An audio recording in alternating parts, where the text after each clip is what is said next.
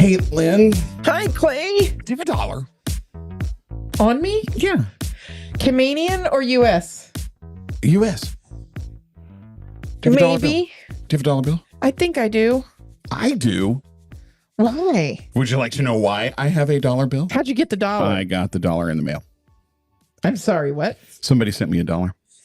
I thought you couldn't ship money.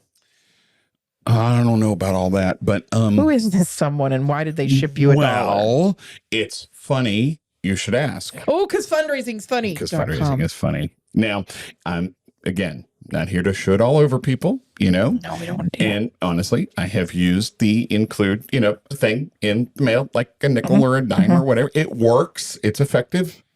I got a whole beep dollar. But, okay. I have had this happen to me as well. Oh, yeah? I got a nickel in the mail and it said, this nickel can help save lives. And so I was like, why the hell are you sending it to me?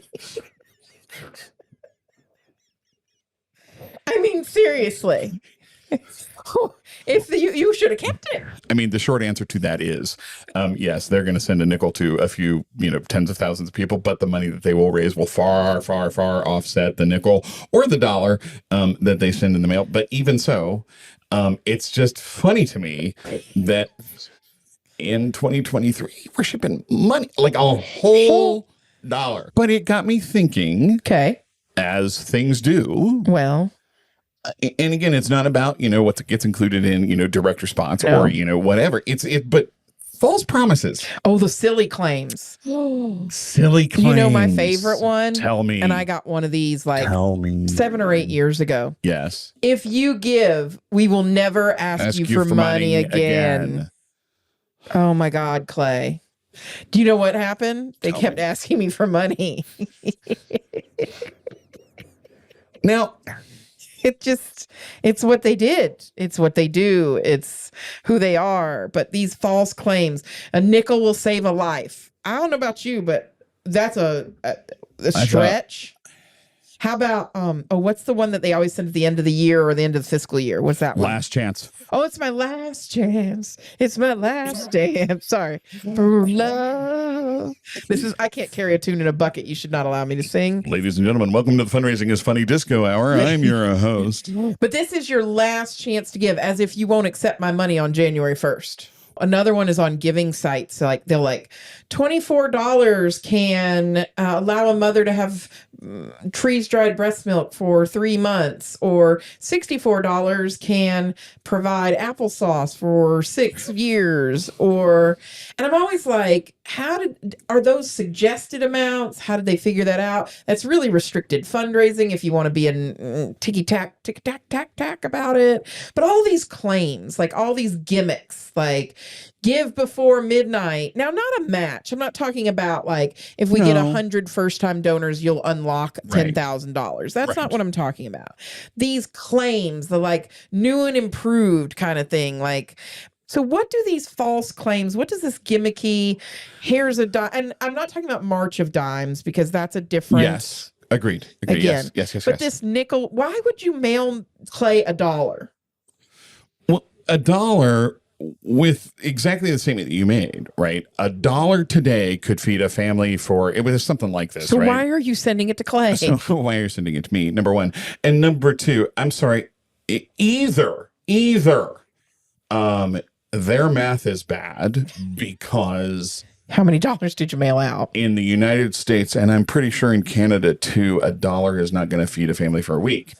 And if this were an international charity and $1 could feed a family for a week, an then NGO, I'm extremely concerned that we are minimizing the actual pain and suffering that this family is in, because if they're in a place where $1 could feed them for a week, then they need more than my $5 gift. Like, well, I always worry about exploitation in those claims. It reminds me of the 83 cents a day with the African orphan Suzanne Summers. And you know that they didn't even there was a whole article, those kids didn't even know what they were being photographed for and what their images. It's all bad stuff. But all this idea of these claims, so why do we think it's funny. It's funny, haha, funny. I'm uncomfortable.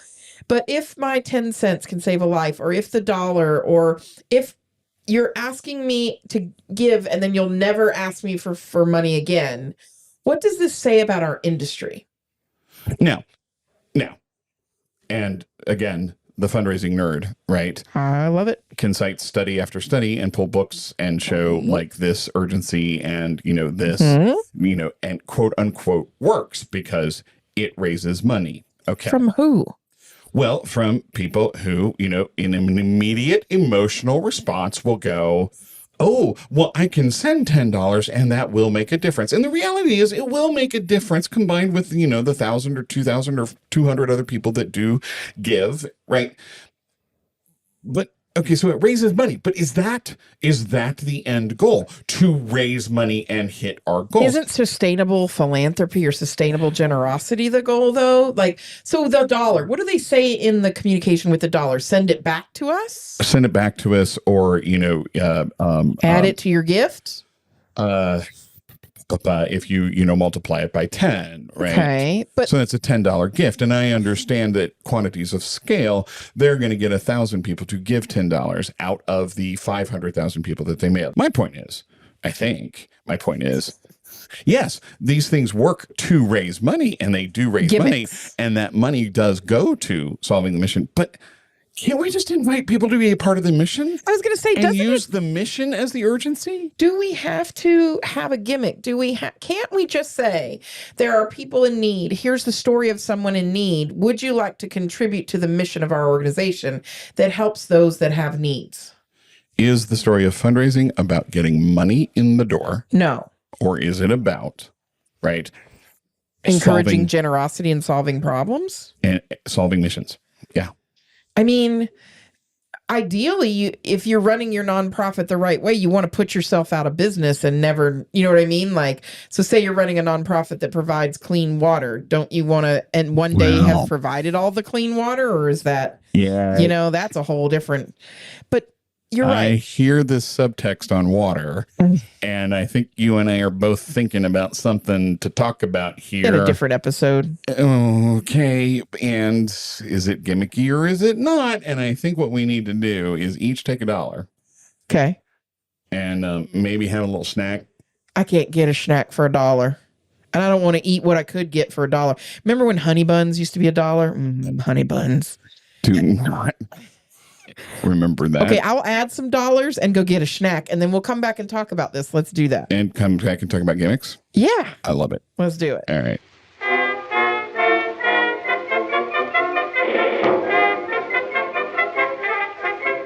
How was your snack? It was delightful. So we were talking about gimmicks. Yes. And we were talking about fundraising gimmicks and like, what is the point of fundraising? But like this whole idea of give now, deadline is at midnight. This nickel will save a child's life, things like that. Yeah. And those kinds of gimmicks. Because you have to be gimmicks specific, because there's, unfortunately. No. And I hear, especially when you talk about urgency, right? Especially when you talk about, give now or deadlines or, blah, blah, blah, right? And urgency does help drive response. It absolutely does. That's why we have Giving Day challenges and why they're so effective, right? That's why Giving Tuesday is effective, right? It's but many fake deadlines. Well, but here's the thing. If you're serving a mission, regardless of what that mission is, whether it is, saving a person's life or rescuing an animal or providing research, long-term research for some sort of illness. Absolutely. We are always in urgent mode. We are always in crisis. Well, you know what, Clay? That's something interesting that came to fruition, came to the forefront during the COVID pandemic. Is we really felt like there was a stronger sense of urgency than ever before. Sure. But I just think it amplified the emergencies Absolutely. the emergencies and urgencies that already happened. The emergencies, the urgencies, and the inequities. Exactly. It revealed them. And for many of us, revealed the vulnerability of our own society and that nonprofits were there with the answers.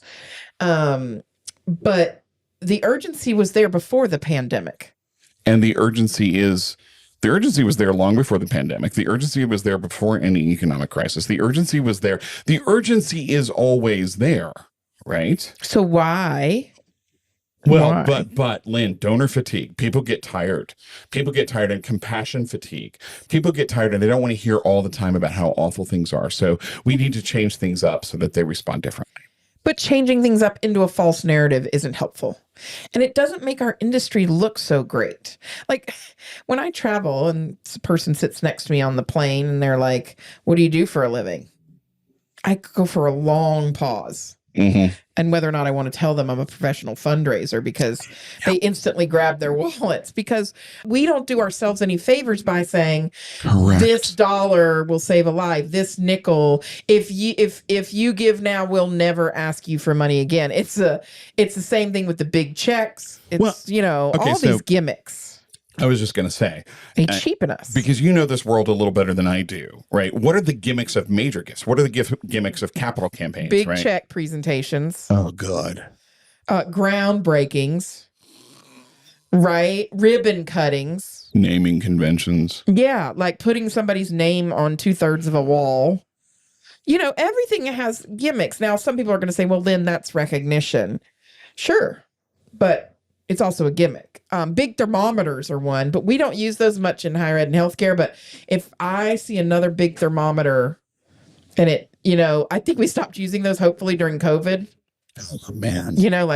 But there's gimmicks for nonprofit fundraising, like, I don't know, silent auctions and galas. Did she just call silent auctions a gimmick? I did. They are. She threw it down. They are. They absolutely. They're not mission-based fundraising. I would like, as long as we're on this topic, I would like for 10 organizations to seriously track the amount of time their junior level staff spends picking up silent auction items. Chili's gift cards. That's what everybody wants in life. And measure exactly how much time that staff spends picking up silent auction items against the actual return of those items, and do some true cost accounting and see exactly how much money are we making from these silent auctions. Or what if you actually spent that same amount of time asking that business? I feel like this is a separate episode. Like we need to do a whole episode on fundraising events. Silent auctions? Oh, gosh. Well, yeah, fundraising events. But think about what if you asked the business for the actual gift rather than the gift card and said, partner with us, work with us in the community. What if you spent your time doing that instead of getting auction items? All this to say, gimmicks to me cheapen our profession. And I understand that psychologically, and there's been testing that sometimes they work, and that people, for the most part, don't do things nonsensically, right? Somebody told them to do it. It worked at one time in one place at one organization. And so now everybody's doing it. Somebody gave a presentation at a conference and Lord, there are 52 people doing it because they heard it at a conference or something else. But what's the punchline here, Clay? Bring us home to, why are we telling this story other than it's funny that you got $1 in the mail? There's a whole dollar. Like, I'm used to the nickel. I'm used to the dime. I'm used to the address labels. It was just when I opened it, it was a whole crisp dollar bill. Thank goodness they didn't give you $50 and be like, the other half of the dollar comes once you give a gift. Because that's a federal crime to cut money in half, but that's a whole nother issue. The punchline for me? Yeah, for you. Punchline for me is honor your mission and the people you serve, or the animals you serve, or the community you serve, or whatever it may be. The beneficiaries. Beneficiaries, right? Whatever it is, honor it by not making it gimmicky and telling the truth. Telling the truth, and invite people to be a part of solving the problem. Because you are correct, Lynn. You are 100% correct in those old commercials when the people didn't know what they were being solicited, what pictures were being taken for it. That said, when beneficiaries are involved and included and told, we want to use your story, we want to tell it appropriately, we want you to tell it, we want to use your picture for this reason, 99 to 100% of the time, they say yes, because I don't want people to experience what I'm going through. I want others to have the benefit, and I want to tell the story so that others can help. When we do honor to that, and we do honor to our donors in our communities by inviting them to be a part of that, I think we can rise past gimmicks and into true, effective, equitable change. That's a great perspective. And I would love to add to it if you don't mind. Well, I mean, both our names are on the podcast. So It's fine. Yours can be first. It's fine. It's alphabetical order, I keep telling myself. For me, fundraising is my chosen profession. It's also my vocation. I never knew what I wanted to be growing up, other than the first female NFL referee, and that involved running. And when I found advancement work at the university, and when I found this community of people, I finally felt like I found what I wanted to do for the rest of my life, and I'm committed to it. It is my profession, though. It is my business. It is something I take seriously and have fun with. And every time we do a gimmick, every time the industry does something that is not seen as professional, it reflects on us as a profession. It makes it easier for the board member to be like, well, it's just fundraising. Anybody can do that. That's a different episode. Calm down. Ogre. Calm down, Shrek. It makes it easier. And so when not only do we not support our missions, but we don't support the profession of fundraising. And we don't underscore that this is an actual profession.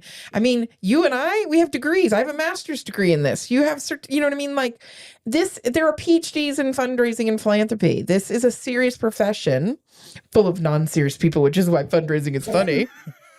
But it is, and it should be treated as such. And so therefore we can't be so cavalier by tossing it away on gimmicks and trying tomfoolery and trickery, when we can just be sincere and vulnerable with our mission, and then trust people to be charitable. Yep. Trust them to be charitable. They will.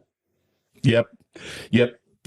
So as I go away from this today, I'm buoyed by the people who say, I'm not going to do that. I'm leveraged. I'm not leveraged. I'm lifted up like fizzy lifting drink in Willy Wonka, and those folks lift us up and make us better rather than just repeating things that aren't ideal and aren't best practice.